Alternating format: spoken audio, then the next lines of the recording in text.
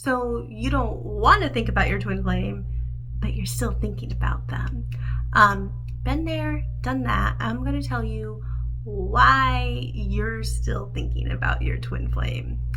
So the first reason you would still be thinking about them, still having thoughts and still having feelings even about them is one, that is the universe, God, the divine, directing and speaking to your heart. And even if it doesn't feel like your heart, if it feels like your mind, it's still them speaking to your heart. And that's just where you're registering it. Everything in the universe, even though you probably don't see it right now and it doesn't feel like it, everything in the universe is supporting your union, is pushing you in the direction of your union and pushing you in the direction of healing your blocks and your misalignments about yourself and love and your twin flame. So that is one of the reasons your twin flame is still on your mind and on your heart, is because you're being pushed by the literal creator consciousness itself to look at that, because you will always be nudged in the direction of your highest good. And if part of you is still desiring love, desiring your highest good, then the universe, God, whatever the divine, is going to speak to you in that place and nudge you in that direction. Even if only a sliver of the door is opened, you will still be spoken to in that sliver of the door that is open.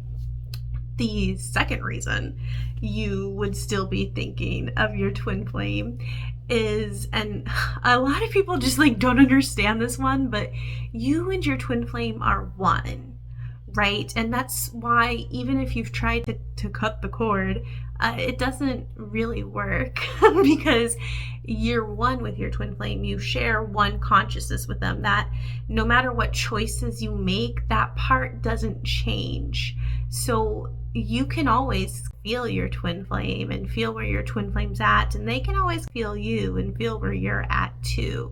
So if they are on your mind, right, part of that is just because that's you share a consciousness with them, right? You're one in your heart and in your soul with them. You have your individual expression and experiences and preferences and all those types of things, but in your heart of hearts, you're one with each other. So of course they're going to always just exist in your awareness and always be on your mind. And you, frankly, once you know your twin flame, you would have to make a really deep choice to numb out to love and numb out to yourself, to the core of your being. Be numb to who you are, to not think about them. And that is a really deep choice of separation. I do not advise that. It's not fulfilling and joyful. That's painful, frankly, and really empty, because you're just, again, choosing to be numb, which you have the free will to do that if that is your choice in your experience. But it's not going to give you what you want. And I think people who do choose to be numb are doing that because there's a part of them that doesn't really believe they can be with your twin flame, right? Which we're going to get to a little bit later in this video too.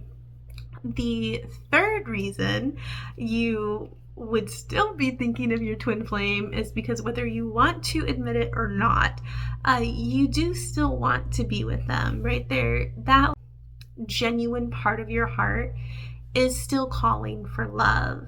And that genuine part of your heart that just desires love, right, is desiring divine love and feel that that's real, is knows that your twin flame exists there with you. And so you want that on some level, right? Whether you're willing to admit it to yourself or not, you do want that, and you do want to be together. And maybe there's even a part of you that really is actually still hoping you're going to be together. And where I would like to advise you to shift is to go from hope, right, to just taking action. You torture yourself by living in this limbo of hope and hoping that your twin flame's going to come and change things for you, or some divine intervention is going to show you how to believe, right? Like, consider this video your intervention. No one's gonna come and save you on your twin flame journey. You have to decide that you want to love here, and not necessarily that you want to love your twin flame and have this romance, and that romance comes before everything at the cost, at the expense of you. Like, that's not that's not it, right? You decide you're willing to take the journey of just completely loving yourself, right? Totally loving yourself. And that includes loving the places where you've experienced hurt on the twin flame journey, because that hurt doesn't just go away. You might numb out to it, but it doesn't just go away. And the old patterns don't just go away magically. They dissolve, right? They release, they turn to dust when you choose to love yourself there, and when you choose to heal. And that is how you end up with your twin flame, right? Is when you heal that stuff, not when you cut the cord or you wait for them to come and apologize to you. It's when you love yourself there. Okay?